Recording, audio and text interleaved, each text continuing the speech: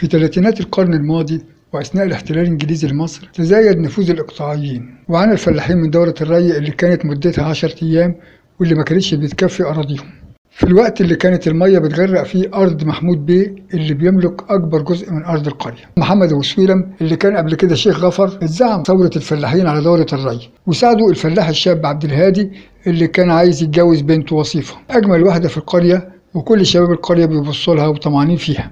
واشترك معاهم في الثورة الفلاح دياب اللي بيزرع أرضه وأرض أخوه محمد أفندي المدرس الإلزامي، وكمان بيزرع أرض خاله الشيخ حسونة اللي كان متوظف في القاهرة. كمان كان في الشيخ يوسف اللي فتح محل بقالة بيتعامل فيها مع الفلاحين بالمؤايضة، بياخد مكان الحاجات اللي بيديها لهم بيض أو سمنة أو حبوب. أما العمدة فكان بينفذ الأوامر اللي بتصدر له من المأمور، وكان خايف على العمودية بسبب مشاغبات محمد أبو سويلم وزملاته. كمان كان بيعاني من مشكلة سرقة شوالات الذرة من فوق سطوح بيته، وكان في من أهالي البلد ناس سابت الزراعة وسابت الفلاحة وجريت على القاهرة تدور على شغل أفضل، لكن رجعوا تاني ايد ورا وايد قدام وبدأوا يتسولوا أي شغل في الأرض. الأرض بالنسبة للفلاح هي كل شيء، هي الأرض وهي الأرض في نفس الوقت، فاللي ما بيملكش أرض يعتبر عريان، زي الواد علواني والبنت خضراء، لا أرض ولا دار ولا سند، فكانوا مرتشى لأهل البلد وبيشتغلوا في أحقر الأعمال.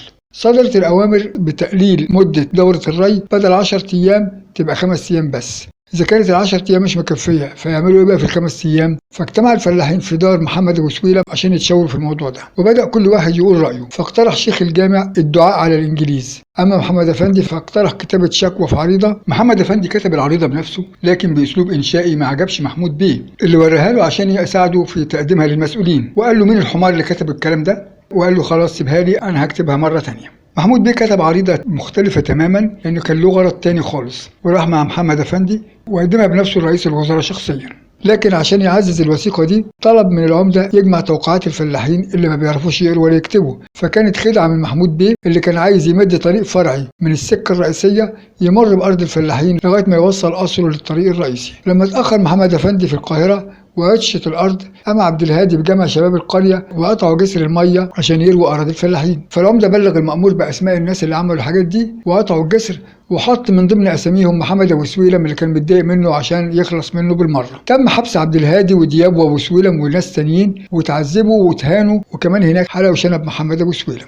وعرف الشيخ حسونة بمشكلة القرية فرجع للبلد عشان يشارك أهلها في المصيبة بتاعتهم دي ومقاومة ضياع أراضيهم، وبدأ يحرض الفلاحين على العمدة. فراح ستات الرجالة المحبوسين وعلى راسهم وصيفة وأمها راحوا للعمدة وادوله علقة محترمة ودرس قاسي بإيديهم ورجليهم. تم الإفراج عن المحبوسين، لكن المأمور هدد العمدة لو اتكررت المشاغبات من الناس دي هيخلعوا من العمودية ويجيب حد تاني مكانه. لجأ العمدة للشيخ شعبان الدجال عشان يجمع له أخبار القرية وأهلها. الشيخ شعبان استدرج خضرة الغلبانة اللي بتدخل جميع البيوت عشان تخدم فيها، وبدأ يسألها عن أهل القرية وعن علواني. قالت له جاته 60 نيلة، هو اللي سلطني أسرق شوالات الذرة من بيت العمدة. اتقتلت خضرة، اتهموا علواني بقتلها وقعدوا يعذبوه قدام أهل القرية عشان يعترف بجريمته، وكان المقصود من تعذيبه هو إرهاب المشاغبين إن ممكن يجيبوا لهم أي مصيبة ويتهموهم بقتل خضرة اللي رفض شيخ الجامع يدفنها في مقابر المسلمين بسبب سوء سلوكها، ويا عيني على الفقير حي وميت.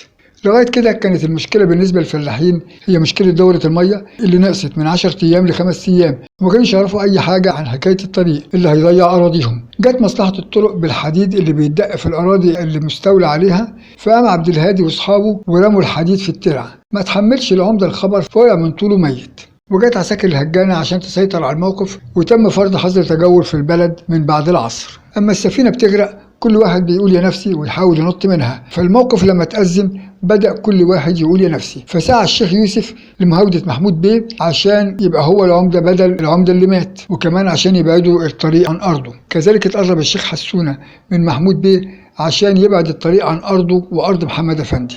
وبعد ما كان الطريق يمشي بخط مستقيم بقى يتلوى زي التعبان عشان ياخد أراضي ناس ويسيب أراضي ناس. هرب الشيخ حسونة من البلد بالليل بعد ما حس بالعار والخزي والكسوف من العملة اللي عملها، وبدل ما كان جاي يساعد الأهالي بدأ يدور على مصلحته بس. اتصالح الأهالي مع الهجانة وبدأوا يتعايشوا معاهم بشكل طبيعي، لأن الهجانة كانوا من أهالي أسوان اللي غرقت أراضيهم بسبب خزان أسوان، فاستسلموا للعمل كعساكر هجانة. قرر المأمور يتخلص من الهجانة ويجيب مكانهم عساكر من المركز. فقرر الشاويش عبد الله رئيس الهجانة يسيبوا البلد قبل وصول العساكر عشان يدوا الفرصة للفلاحين يجمعوا القطن قبل ما الحكومة تستولي على الأرض وتجرفها من المحصول. انتهز محمد الأفندي الفرصة واشترى محصول القطن بتاع أبو سويلم بثمن بخس جدا، لكن وصل المأمور والعساكر ودار صراع دموي في البلد، وقام المأمور بربط محمد أبو سويلم من رجليه ومن فوق حصانه سحل أبو سويلم في مشهد عنيف جدا عشان ينزل في وسط أرضه ويرويها بدمه. فيلم الأرض احتل المركز الثاني في قائمة أفضل 100 فيلم مصري في القرن العشرين، واتعرض في 26 يناير سنة 1970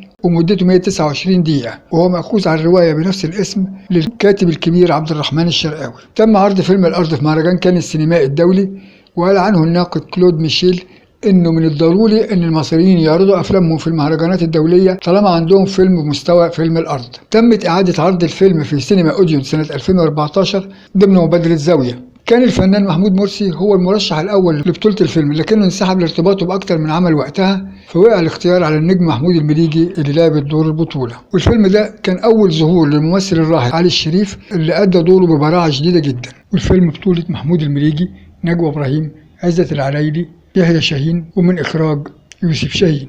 من فضلك إذا عجبك الفيديو شرفنا بالاشتراك في القناة وعمل لايك وشير، وكمان ما تنساش تفعل زر الجرس ليصلك كل جديد. شكرا، السلام عليكم ورحمة الله وبركاته.